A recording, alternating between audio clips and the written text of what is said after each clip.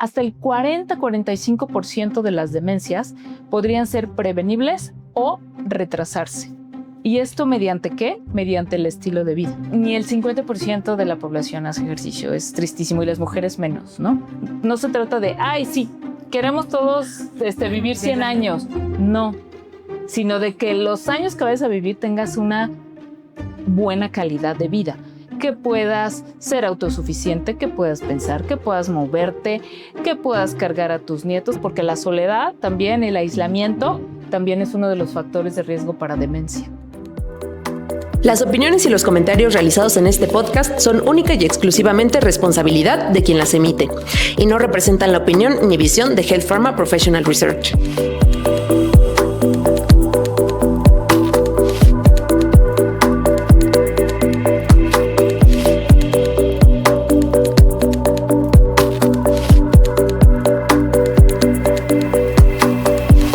Más allá de la ciencia, un podcast de Health Pharma Professional Research. Bienvenidos a un nuevo episodio de Más allá de la ciencia, episodio número 7 de la segunda temporada. Clau, bienvenida de nuevo. Diego, muchas gracias. Ahora en este mes mundialista. En este mes mundialista, por favor, no dejen de sintonizarnos después de ver el partido. Y en esta ocasión nos encontramos con la doctora Laura Ordóñez, neuróloga, para platicar acerca del Alzheimer, una de estas demencias, una de estas enfermedades mentales que junto con el Parkinson, pues creo que es de las más populares. Doctora, bienvenida a Más allá de la ciencia. Hola, muchas gracias, buen día. Pues entremos en materia entonces, doctora. ¿Qué es el Alzheimer? ¿Dónde la podemos colocar esta enfermedad? Si ya sabemos en la actualidad qué es lo que la causa o todavía por ahí hay algunos claros oscuros, ¿qué es? Ayúdenos a entender mejor la enfermedad. El Alzheimer es una demencia. Hoy día ya no la llamamos demencia, ya lo llamamos como trastornos neurocognitivos mayores. Ese es el término correcto de referirnos a las demencias hoy día. Pero en realidad, pues todo el mundo lo conocemos como demencia. Y bueno, que el Alzheimer es un tipo de demencia.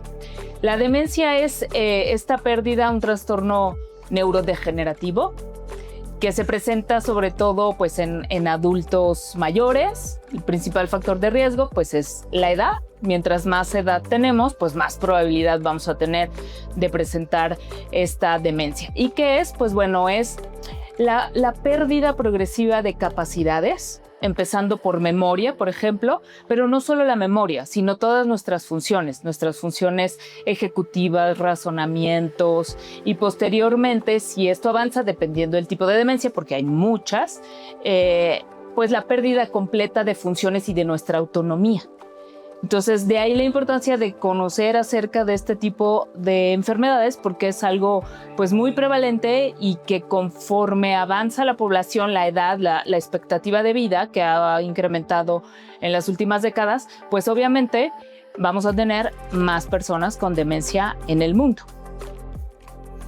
Y pues en el como cuáles son sus síntomas principales, o sea, cómo una persona se empieza a dar cuenta que puede estar desarrollando un Alzheimer. Primero tenemos que definir si sí hay una demencia. Muchas veces los síntomas empiezan con algo que llamamos deterioro cognitivo leve, que no es igual a demencia. Esto que es que una persona empieza con algunas fallas de memoria, olvidos, dónde dejó las llaves, o son repetitivos, pero no interfiere con su día a día ni con su independencia, o sea, son funcionales, son 100% funcionales, pero bueno, hay algunas fallas, algunos olvidos, de pronto repetitivos, pero queda ahí, son autosuficientes e independientes. Esto puede quedar ahí o puede progresar ya a una demencia, que es cuando se empiezan a perder más capacidades. No solo la memoria, no solo es ya dónde olvidó esto, o bueno, que olvidó tal o cual cosa, que ya es muy repetitivo, que empieza después como a confundirse, empieza a perder las fechas, ya no sabe dónde están, qué día es, ni en dónde dejó las cosas, se empiezan a olvidar ya pagos, cosas ya como más importantes, empiezan ya a requerir un poco más de apoyo y posteriormente ya cosas como de raciocinio, de juicio, de toma de decisiones. Todo esto empieza a ser ya muy complicado y empiezan ya a requerir más ayuda de el cuidador o de quien los atiende. Generalmente ya cuando empieza a avanzar la enfermedad, ya el paciente no se da cuenta. O sea, tú le preguntas, ¿cómo estás? ¿Tienes algún problema de memoria? No, todo bien. Pero claro, ya no hay conciencia de que hay este tipo de alteraciones, empiezan a actuar muy diferente, empiezan a tener cambios de personalidad, pueden tener muchos otros síntomas, depresión, ansiedad. O sea, es un conjunto de síntomas que van progresando a lo largo del tiempo. Entonces es cuando, idealmente hay que diagnosticarla tempranamente. Es hacer los estudios necesarios en etapas tempranas para ver, qué se puede modificar. Si bien hoy día no tenemos un tratamiento que lo cure, pero que sí puede modificar su curso y entonces que esto vaya un poco más lento. ¿Y qué es lo que, digamos, las señales de alerta, vaya? O sea, porque ahí siento que estamos en el terreno de la demencia y al menos en México, por lo que veo con mis familiares y demás, muchas cosas de las que describe se las dejamos pues es que ya está grande, ya está grande, hace corajes o se estresa. Es decir, ¿cuáles son, y además obviamente de la pérdida de memoria, algo que nos puede decir este foco rojo que valdría la pena ver si es algo más o es solamente la edad? Pues es que depende, ¿no? Depende de la edad. Por ejemplo, vamos a tener más riesgo después de los 65 años. Entonces, si alguien antes de los 65 años empieza con algunos cambios cognitivos de memoria, desorientación, confusión, pues creo que sí son como alertas, ¿no? O banderas rojas de que hay que hacer estudios, que hay que ir más a profundidad para ver si es algún tipo de demencia, de trastorno neurodegenerativo, que les digo, no todo va a ser Alzheimer. Hay muchos otros tipos de demencia, como la vascular, la de cuerpos de Lewy. O sea, la mayoría van a tener una combinación, pero la más frecuente es la de Alzheimer. Entonces, ¿qué datos o qué nos puede alertar? La edad, ¿no? Dependiendo de la edad. A ver si empieza a haber una disminución en nuestras capacidades, ¿no? No podemos tener la misma agilidad mental ni aprender las mismas cosas cuando tenemos 50, 60, 70 que cuando teníamos 20, 30 o 40. O sea, sí hay una disminución en ciertas capacidades, pero no debe afectarse la memoria en forma importante. O sea, lo que decíamos, un deterioro cognitivo leve, pues nada más se le olvidó alguna cosa donde dejó las llaves, pero sí, claro, empieza a perder las cosas ya en forma frecuente, salió, se desorientó, no supo regresar, constantemente no saben dónde deja el coche, o se perdió al ir manejando, o empieza a ser muy repetitivo, o pláticas que le hiciste el día de ayer, ya no se acuerda, sobre todo la memoria reciente. Es lo que se va afectando, lo reciente, no lo previo. Lo anterior generalmente ahí está y no se va a modificar su infancia, eso del todo, pero lo reciente, o sea, le preguntas, ¿a dónde fuimos ayer? ¿O qué hicimos ayer? Y no se están acordando. Y notas que lo están haciendo como más frecuentemente, a lo mejor hay cambios de comportamiento, se empiezan a aislar, ya no quieren salir como antes, ya no les interesan las cosas que antes les interesaban, empiezan a tener a veces como delirios de que les roban las cosas, eso también es algo muy frecuente, no quieren a los cuidadores que porque les roban o que porque alguien, ¿no? O que se obsesionan con alguna situación, incluso ya en etapas un poco más avanzadas puede haber alucinaciones, ven cosas que no existen, datos de psicosis, entonces todos estos cambios de personalidad en funciones ejecutivas. Antes podía, por ejemplo, meterse a las aplicaciones del banco y hacer sus pagos. Ahora ya no, se confunden, no entienden. O sea, todo esto como funciones ejecutivas o de planeación. Ya no pueden planear algo a futuro, les cuesta como mucho trabajo y los notas que pues se ponen ansiosos, como que porque se empiezan a dar cuenta. Cuando son etapas tempranas, el paciente se da cuenta, le genera mucha ansiedad y les da miedo. Y entonces su forma de reaccionar es a lo mejor un poco como a la defensiva, ¿no? Se enojan y este tipo de situaciones que son bien complejas, son enfermedades bien complejas tanto para el paciente como para todo su entorno. Y ahorita que comentaba que hay diferentes tipos de demencia, bueno, que las causan diferentes cosas, justo para Alzheimer, ¿hay algún examen o cómo pueden ustedes justo diferenciar si se trata de un tipo o de otro? Sí, eso es bien importante porque antes pues no teníamos como los biomarcadores con los que contamos hoy para poder hacer la diferenciación de las demencias. En el Alzheimer hay un acúmulo de proteínas anormales en el cerebro, las cuales podemos nosotros evidenciar mediante toma de biomarcadores sanguíneos, que es el beta-amiloide y la proteína tau. Estas proteínas se acumulan en forma anómala en el cerebro y es lo que van haciendo que las neuronas se vayan degenerando y se van perdiendo las capacidades. Entonces, hoy día se pueden tomar estas dos proteínas tanto a nivel sanguíneo, una prueba de sangre, como el líquido cefalorraquídeo o también mediante otros estudios de imagen como es una resonancia magnética que no es tan específica pero sí nos orienta un poco a ver cómo está ese cerebro. Ese cerebro generalmente empieza a disminuir de tamaño, lo llamamos una atrofia o disminución del volumen cerebral. En ciertas áreas es más específico en Alzheimer que en otras demencias, o también diferenciar de una demencia vascular. Una demencia vascular pues vamos a ver mucho daño vascular, o sea, muchas lesiones de infartos previos o de alguna situación de tipo vascular, ya sea hemorrágica o isquémica que hayan tenido anteriormente. Entonces, la imagen de resonancia también es importante y otro biomarcador que tenemos también es el PET. También se puede con amiloide, que en México no lo tenemos, pero podemos utilizar otro tipo de marcadores que también nos orientan a diferenciar qué tipo de demencia es. Digo, la mayoría, el 70% de las demencias son Alzheimer, aunque muchas son mixtas. O sea, no encuentras una demencia pura de Alzheimer. A veces hay otros componentes vasculares o de cuerpos de Lewy o algunas otras tipos de demencias. Por ejemplo, el Parkinson también es una enfermedad neurodegenerativa y también en etapas avanzadas presenta demencia. O sea, los pacientes ya en etapas avanzadas pueden empezar a tener ya deterioros cognitivos. Entonces, pues es un conjunto de síntomas y la clínica, las evaluaciones que hacemos, evaluaciones neuropsicológicas, pruebas, ¿no? Baterías de pruebas que se hacen para poder determinar cuál es el tipo de demencia que está presentando el paciente. ¿Y sabemos hasta en este momento qué es lo que causa esta acumulación de estas proteínas? ¿Qué es lo que desencadena?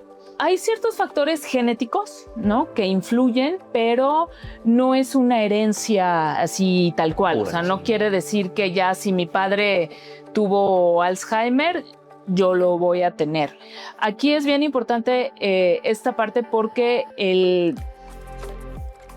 se presenta con la edad y la acumulación de las proteínas. Es una enfermedad degenerativa, no sabemos exactamente por qué, pero sí sabemos que estos factores genéticos, pero sí sabemos que lo puede acelerar nuestro estilo de vida.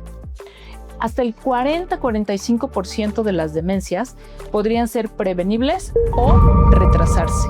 ¿Y esto mediante qué? Mediante el estilo de vida. La diabetes, la hipertensión, las dislipidemias, la falta de ejercicio, el consumo de sustancias, el nivel educativo también influye mucho, te protege. O sea, mientras más nivel educativo tengas, pues más reserva cognitiva vas a tener. Entonces ese cerebro va a tener más capacidad de mantenerse sano. El sueño, por ejemplo, también ese es uno de los factores que a veces no se le da la importancia que tiene el sueño. El sueño es algo muy, muy importante en nuestra vida, en nuestra salud cerebral, sobre todo nuestra salud cerebral, porque se activan mecanismos tipo como de limpieza, ¿no? Durante el sueño. Pero eso, claro, tienen que pasar cierto número de horas, dormir en la noche, o sea, no nada más es duermo ahí poquito de vez en cuando, ¿no? O sea, tengo que dormir cierto número de horas para que se activen estos sistemas de limpieza, que si no se activan en forma adecuada, a la larga, por ejemplo, también va acumulando esta degeneración. Entonces, no sabemos qué lo causa exactamente, pero sí podemos prevenirlo. O sea, si yo tengo ya esta predisposición genética, mi estilo de vida puede hacer que esta demencia se presente antes o después, o tal vez no se presente. Tal vez me muera antes de otra cosa y no llegue la demencia. Entonces hoy día pues nos estamos enfocando mucho en esto, en la prevención, o sea, en el estilo de vida. Yo creo que valdría la pena hacer un episodio del sueño solamente, ¿no? Porque creo que es la importancia, ¿no? Porque, o sea, mucho. O sea, al final del día sigue siendo el punto de inflexión en varias enfermedades. Y tiene que ver con muchísimas con enfermedades, no solo con las neurológicas. Sino todo, ¿no? Todo. Sí, es algo muy importante. Y no se entiende, creo que del todo perfecto, ¿no? Porque incluso mucha gente dice, pues como dormí mal, no sé, o me duermo 2 horas en la tarde, y en la mente es como, pues ya. O sea, exactamente, recuperé mis horas, ¿no? Y ahí sí hay cierta... Pues, o sea, es mejor que hagas eso a que no lo hagas. Pero también esto de las siestas también tiene su chiste y sus horarios. O sea, el sueño es algo bien, bien interesante, y mucha gente piensa que es extra, ¿no? Que mientras más productivo te mantengas sin dormir en el día, pues mejor vas a estar y pues no, es todo lo contrario, De hecho, pues ya hoy día hasta los médicos ya están teniendo a nivel mundial, ya están teniendo menos guardias, más tiempo de descanso, pues por todo lo que ha provocado el no dormir. Y en temas de estilo de vida, creo que valdría la pena enfatizar como cada una de estas partes, ¿no? Porque alguien que dice, pues es que yo tengo diabetes, ¿qué tiene que ver con el cerebro? Yo tengo hipertensión, ¿qué tiene que ver? O sea, todo. Como que no hay esa conexión, exacto, o hacer ejercicio, ¿no? Dicen, pues es que yo hago ejercicio pues para bajar la panza, ¿no? Nada más, pero... Fíjate que el ejercicio es uno de los factores que más se ha asociado a prevención. El ejercicio, tanto cardiovascular como de fuerza, libera una serie de sustancias que ayudan incluso a, pues si no incrementar el volumen cerebral, pero sí a mantenerlo. Hay una sustancia que se llama BNDF, que se libera con el ejercicio, y este BNDF se ha asociado a incremento o a mantenimiento de unas células en el cerebro a nivel del hipocampo. Entonces ese hipocampo, y hay muchos estudios que te dicen que el ejercicio, medición de BNDF y la medición de los hipocampos, y se mantienen, no quiere decir que haz ejercicio y ya no te vas a demenciar, no, pero sí es un factor que influye muchísimo. Eso es en cuanto a la parte, te estoy hablando cuanto a la parte de memoria, ¿no? Eso es una parte, pero de ahí todas las sustancias que se liberan con el ejercicio, sustancias antiinflamatorias, estimulantes. Siempre que hacemos ejercicio siempre nos vamos a sentir mejor, nos da energía, nos quita la fatiga, nos ayuda. Hoy, dentro de las cosas que podemos como prevenir diabetes, hipertensión, en la primera línea de tratamiento, si tú ves las guías, ya te ponen ejercicio, alimentación y ejercicio. Muchas veces tú puedes revertir, y hay muchos estudios que nos dicen que puedes revertir diabetes, puedes revertir hipertensión con estilo de vida, sin necesidad de tratamiento. Actúa a todos los niveles. El ejercicio es la herramienta menos utilizada que tenemos, una de las más poderosas y menos utilizada que tenemos en la medicina. Wow. Sí, no, y que al final pues también está al alcance de todos, ¿no? Digo, igual y no todos vamos a poder hacer fuerza o eso, pero salte a caminar, ¿no? O sea, a veces desde eso, no te quedes sentado viendo la televisión. Estaba justamente ayer en un curso y estaban hablando de las zonas azules. No sé si han escuchado alguna vez de las Blue Zones, que tienen que ver también con esto, pues no con demencia, pero sí con longevidad.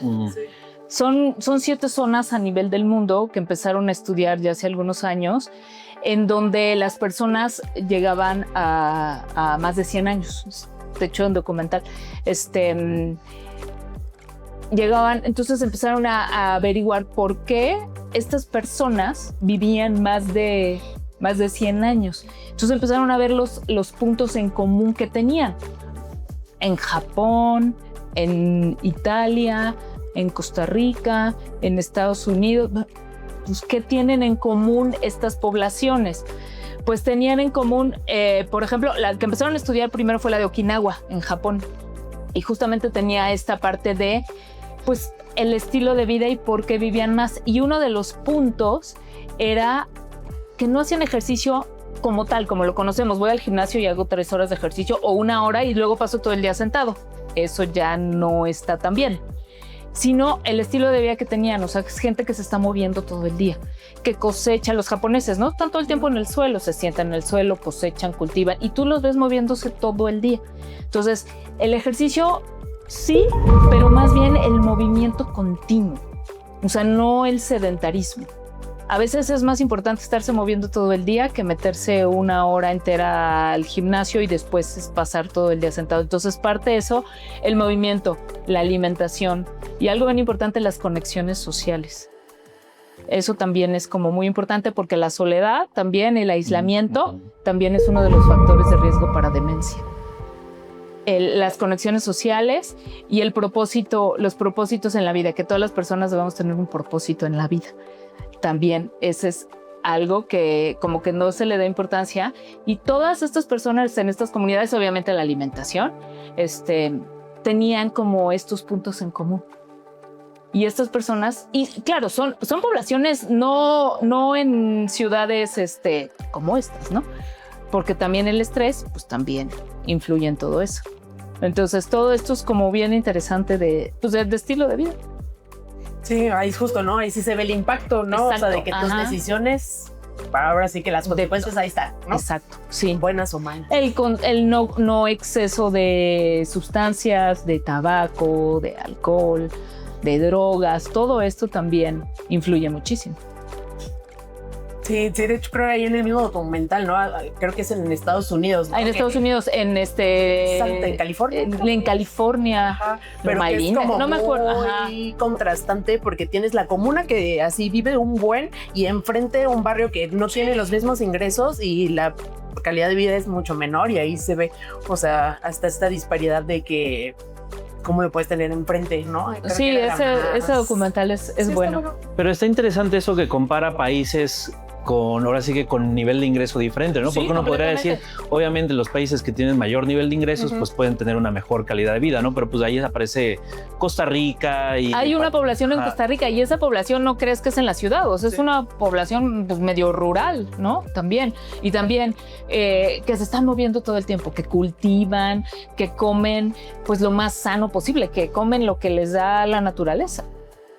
Aquí lo interesante sería preguntar cómo podemos o cómo podemos hacer las iniciativas de salud o las recomendaciones para una vida como aquí, ¿no? Urbana. Ajá. ¿Cómo podríamos justamente a una persona que vive aquí en la Ciudad de México aplicarlo para poder reducir su riesgo, ¿no? Pues es que creo que tendríamos que cada quien preguntarnos como cuáles son tus prioridades o en qué sientes que estás como fallando o qué sería del estilo de vida, qué sería lo que más en este momento te importaría mejorar. Tu alimentación, tu sueño, tu estrés, el ejercicio, el consumo de sustancias, las conexiones, qué es lo que sientes que te está fallando. Y de ahí empezar pues a priorizar uno por uno, porque si yo te digo, pues ahora vas a dormir de 7 a 9 horas, tienes que hacer 1 hora de ejercicio 3 veces a la semana, cardiovascular y 2 de fuerza, y luego tienes que comer, no, eso no es realista. Entonces me parece que es como ir poniendo en perspectiva qué es lo que crees que en este momento te está fallando más. A todos, no digo, es imposible que todos seamos perfectos, ¿no? Y de guardar un equilibrio, pero se puede guardar un equilibrio y tratar de decir, bueno, no hago ejercicio, ok, ¿qué tengo que hacer para empezar a hacer ejercicio o empezar a moverme? no hago nada de ejercicio, soy súper sedentario. Bueno, empieza después de cada alimento, levántate y camina 15 minutos, no te sientes. Toma las juntas caminando, no estés todo el día frente a la computadora. Toma las llamadas caminando, lo que puedes hacer en tu oficina, no permanezcas más de... O sea, empieza a hacer un poquito, deja el coche más lejos, sube la escalera, no tomes el elevador. Esas pequeñas cositas que parece que no son importantes, pueden realmente hacer el cambio. Y de ahí si te empiezas a sentir mejor, bueno, pues entonces algo que te anime, algo que te estimule. Yo no te puedo decir, pues tú corre por tu bicicleta. Pues no, porque cada quien, ¿no? Ya quien sabe. Va a tener, exactamente, pero sí, pues las recomendaciones de ejercicio, mientras más hagas, mejor, cada quien acorde a su edad, a sus capacidades, a su nivel, pero es uno de los, de las herramientas más poderosas que tenemos y que menos utilizamos. En México, ahí las encuestas del INEGI por ahí, ni el 50% de la población hace ejercicio. Es tristísimo, y las mujeres menos, ¿no? Claro, las mujeres pueden llegar a tener una vida un poco más activa, ¿no? Por todas las labores domésticas que hacen, pero aún así no llega a ser suficiente. Entonces, ¿cuáles son las recomendaciones en la ciudad? Pues el manejo de estrés también. Y que siempre queremos como hacer más y rendir más. Y no sabemos decir que no. Entonces, un poco empezar a equilibrar eso y saber decir en qué momento sí, no por hacer más voy a hacer mejor, porque eso empieza a deteriorar tu salud. Entonces, eso también es como muy importante. La alimentación, trata de alimentarte lo más sano posible, de los productos menos ultraprocesados que puede haber, que todo esto tiene que ver con la demencia, con lo que estamos hablando, ¿eh? O sea, mientras menos productos ultraprocesados, mientras más cosas más naturales consumas, pues todo va a ser mejor. Vas a tener menos diabetes, menos hipertensión, dislipidemias. Entonces, todo empieza por ahí. Y el sueño, ¿no? Priorizar el sueño, dejar las pantallas, todos los hábitos o la higiene de sueño que hay que hacer alrededor de, no estar 3 horas antes de dormirnos en TikTok, y este tipo de cosas que pues solo deterioran nuestra salud. Entonces el estilo de vida sí es fundamental. Y ayúdeme a entender, doctora, ahora sí que de esta manera, como de uno a uno, cómo se relaciona hipertensión con Alzheimer, diabetes con Alzheimer, obesidad con Alzheimer, porque sin miedo a equivocarme, creo que las enfermedades mentales son de las más temidas, ¿no? Nadie quiere llegar al punto en donde no te acuerdes de nada. Pero muchas personas que viven con alguna enfermedad que dicen, bueno, hipertensión, tengo la presión un poquito alta, no relacionan que ahora sí que esa enfermedad puede desencadenar en una demencia, ¿no? Como que no se ve el link. Entonces, ¿cómo podemos relacionar cada una de estas enfermedades con el Alzheimer, por ejemplo? Lo que comentábamos un poco, que no hay una como relación directa. Uh-huh. Podría haber una relación con una demencia vascular. O sea, si tú tienes la presión alta, diabetes descontrolada, dislipidemia, o sea, colesterol, triglicéridos altos por mucho tiempo y no le haces caso, pues a lo mejor no vas a sentir nada, ¿no? Porque pues tu cuerpo se va acostumbrando, pero todos tus vasos sanguíneos se van dañando. Vas acumulando aterosclerosis a nivel del corazón, de todas tus arterias y del cerebro. Y de ahí que puede haber una demencia de tipo vascular. Entonces, si tú tienes ya esa predisposición o tienes ya esta demencia vascular y traías esa predisposición de Alzheimer, de una enfermedad neurodegenerativa, esta enfermedad neurodegenerativa se va a acelerar. ¿Por qué? Porque tu cerebro no está sano, porque no has sido sano, porque tú no lo has cuidado a lo largo de tu vida. Entonces, si esa demencia, alguien que tiene un buen estilo de vida, no tiene diabetes, no tiene hipertensión, hace ejercicio, no fuma, tiene predisposición para Alzheimer, la enfermedad se le va a presentar a lo mejor a los 80 o 90 años. Pero alguien que tiene diabetes, tiene hipertensión, colesterol, no hace ejercicio, fuma, le vale la vida y fiesta para todos lados, pues entonces esa demencia se te puede empezar a presentar a los 60 o 70 años. Las dos demencias ya, la vascular y la degenerativa. Entonces, Si tú no cuidas tu cerebro a lo largo de toda tu vida, porque a veces decimos, no, pues voy a cuidar el cerebro cuando cumpla 60. Cuando llegue me preocupo, ¿no? No, pues ya. Tú sabes, las enfermedades degenerativas empiezan años antes de que se manifiesten. Por ejemplo, un Parkinson empezó 10, 15 años antes de la primera manifestación. Y el Alzheimer también. O sea, tal vez no tantos años, pero sí empiezan antes. Entonces tú tienes que cuidar tu cerebro a lo largo de toda la vida. ¿Y cómo lo vas a cuidar? Pues si estás diabético, pues controlando la diabetes, la hipertensión, o sea, haciendo caso a eso, vas a cuidar tu cerebro, salud cerebral. Entonces, vas a hacer que ese riesgo de demencia se acorte. Y no solo el riesgo de demencia, sino cómo te sientas, ¿no? No se trata de vivir mucho, sino de vivir bien. No se trata de, ay, sí, queremos todos vivir 100 años. No, sino de que los años que vayas a vivir tengas una buena calidad de vida, que puedas ser autosuficiente, que puedas pensar, que puedas moverte, que puedas cargar a tus nietos, que puedas jugar y no que andes con bastón arrastrándote por la vida. Entonces, de eso, ahí es como se relacionan un poco todas estas enfermedades en la vida a que se te desarrolle demencia en algún punto. O sea, se te va a ganar, pues. Y para una persona que ya tiene Alzheimer, se lo detectaron, ¿qué sigue para esta persona? Además de, obviamente, empezar por calidad de vida, ¿no? Porque también pueden decir, no, pues ya me dio, ya para qué, ¿no? Pero pues también empieza por eso, ¿no? ¿Qué tratamiento se les da? Hay muchos tratamientos que se pueden utilizar. Hoy día ya se cuenta con algunos tratamientos que modifican el curso de la enfermedad. Son relativamente nuevos los últimos años que contamos con ellos. Antes se contaba con otros medicamentos por vía oral que pues ralentizan un poco la enfermedad. Hoy día sí hay algunos que intentan modificar el curso, o sea que vaya un poquitín más lento.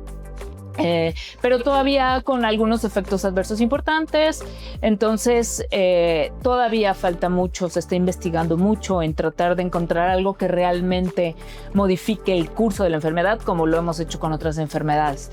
Entonces principalmente utilizamos tratamientos sintomáticos. Los pacientes tienen muchísimos síntomas y muchos de los síntomas más importantes y más de pronto limitantes que tienen son estos cambios conductuales, son estos síntomas neuropsiquiátricos, depresión, ansiedad, insomnio, delirios, psicosis, alucinaciones. Entonces, pues mucho del tratamiento es sintomático. O sea, ¿para qué? Para ayudar a que estén tranquilos los pacientes y que obviamente la familia o quien sea su cuidador les ayude, porque algo también bien importante es la sobrecarga del cuidador. Cuidar a una persona con demencia creo que es de las labores más difíciles que puedan existir y más desgastantes para cualquier ser humano, y no hay quien lo aguante. Entonces, el ayudar con el tratamiento sintomático a que esta persona pues esté más tranquila, pueda dormir, no esté con alucinaciones, es parte del tratamiento. Y justo todos estos síntomas, pues ya más como que parecían psiquiátricos que tienen los pacientes, o sea, es porque la misma enfermedad va avanzando y ya por que no reconocen y eso empiezan a tener. Exactamente, sí, todos estos cambios conductuales son parte de la enfermedad cuando va más avanzada, que ya no reconocen a su familia, que ya son incapaces, por ejemplo, de vestirse, de comer, de hablar incluso, pero pueden tener también estos síntomas de pronto de ansiedad, de psicosis, de alucinaciones, de delirios, de agitación, de agresividad. Entonces llegan a ser muy limitantes estos síntomas, porque aparte muchas veces están bien físicamente, entonces pueden ser agresivos, golpear, porque pues ya su cerebro ya no tiene la capacidad de reconocer ni de saber el juicio que es bueno y que es malo. Sí, llega a ser muy limitante y muy desesperante para las familias. Sí, y algo que comentó que me llamó la atención es que justo, o sea, la enfermedad no afecta como los recuerdos pasados, ¿no? Ya está muy interesante. Sino todo lo nuevo. Esto es como, como ya están como archivados, por así decirlo. Exactamente, sí, ya tienes allá tu hardware, ese ya está ahí todo guardado, porque esa capacidad que tiene tu cerebro de cuando eras pequeño, ya eso todo se queda pues como almacenado, y lo nuevo es lo que van olvidando. Claro, en etapas más avanzadas ya muchas veces ya se pierde todo. Llegan a tener como pues ciertas como ventanas o ciertos periodos de lucidez muy cortos llegan a suceder, en donde de pronto se conectan, ¿no? Aunque ya estén perdidos, de pronto se pueden conectar y te reconocen y hablan. Pero sí, son enfermedades, pues sí, pues muy limitantes y muy feas para las familias de quienes lo padecen. Sí, no, creo que justo pues de lo más difícil que uno puede perder es su independencia, ¿no? Exacto. Y ya cuando tú ya no te das cuenta, pues bueno, ya no te das cuenta, pero pues lo sufren los demás. Ajá. O sea, sí, el ver cómo tu padre de pronto ya no es tu padre, pero ahí está, ¿no? Eso son de las cosas más terribles que pueden existir. ¿Y en México qué tan frecuente es esta enfermedad, doctora? Pues bastante frecuente. A nivel mundial se estima más o menos que como por el 2021 había alrededor de 55 millones de personas en el mundo con la enfermedad. Se estima que para el 2050 puede haber entre 139 y 150 millones de personas a nivel mundial. En México no tenemos cifras exactas, pero bueno, la población cada día envejece más. Se calcula que hay alrededor de 1.3 millones de personas y que esto va a incrementar, obviamente, si no, pues prevenimos, ¿no? No estamos diciendo que la vamos a anular, pero bueno, sí con estilos de vida. Entonces, creo que es mucho en donde tenemos que enfocarnos muchísimo como pues gente que está en la salud, de tratar de enfocarnos mucho en la prevención, que no se tiene. Sí, no, y que aparte pegándole a uno le pegamos a varios, ¿no? Previniendo muchas, o sea, intentando prevenir uno, podemos prevenir muchos. Los muchos, o sea, decimos que los médicos, pues se supone que debemos generar salud, pero si se fijan es lo que menos generamos. Los médicos no generamos salud. Tratamos enfermedades, pero no generamos salud. Y eso es muy triste y muy real. ¿Por qué? Porque no nos enfocamos en la prevención. Porque la prevención es algo difícil, o sea, es algo que no depende de que yo le recete una pastilla o un medicamento o el medicamento más nuevo. Eso depende de involucrarte tú como médico en el cuidado de esa persona, pero desde un punto de vista integral, no solo en recetarte un medicamento. O sea, ir un poco más allá de todo el entorno de esa persona. Entonces no es tan sencillo. Es que como que justo no hay en quién recae la cultura de prevención, ¿no? Porque pues a ustedes les llega ya que está enfermo, pues exacto, sí, es tu paciente, pero pues en quién recae el, oye, pero pues no, o sea, es cosas para que no seas mi paciente, ¿no? Pues, justo, ¿no? Así cuando hay un deterioro cognitivo leve, bueno, ¿y qué hago? Haz ejercicio. ¿Cómo? Pues sí, ¿no? Enfócate en ejercicio, involúcrate, haz esto, ten conexión. Como que todavía falta mucho ese entendimiento de la importancia que tiene, ¿no? O sea, como que siempre vamos al doctor y queremos salir con una receta. No, sí. Con una receta de medicinas, ¿no? No que en la receta te diga que hagas ejercicio. Sí. Ajá, sí. Entonces, eso creo que todavía nos falta mucho, pero pues bueno, en eso estamos. No, y creo que todo el mundo se pasa la bolita, ¿no? Dicen, no, pues es que eso le corresponde a los maestros que dan en la clase a los niños, ¿no? A los gobernantes para las políticas públicas. Nos corresponde a todos. Sí, pero también a nosotros como pacientes, de cuando te pones de este lado. O sea, tú como paciente también tienes que ser corresponsable de tu salud. O sea, no es de, tú, el médico. No, o sea, tú eres responsable de tu salud y tú eres el que tiene que hacer las cosas, no el médico. Y para estos casos ya más difíciles, doctora, por ejemplo, el Alzheimer con temas de psicosis, ¿se tratan los síntomas aparte? O sea, ¿se dan antipsicóticos o hay algo? Sí, se tratan, lo que decíamos, ¿no? Se trata, por ejemplo, la depresión, se dan antidepresivos, o si no están durmiendo, se da algo para que puedan dormir, dependiendo de cada caso. Y para la psicosis, que es uno de los síntomas como que pues impacta mucho, también damos tratamientos antipsicóticos, pero el tema es que tienen también efectos adversos. Entonces, cardíaco, sobre todo cuando das antipsicóticos en dosis altas, tienes que estar cuidando ciertos efectos del ritmo cardíaco, a veces se ponen rígidos, o sea, son como muchos síntomas que a lo mejor los controlas, pero también te van a dar efectos adversos, o los duermen y entonces están todo el día dormidos y entonces todo empeora, y es difícil el manejo de estos pacientes. Pero sí damos generalmente antipsicóticos.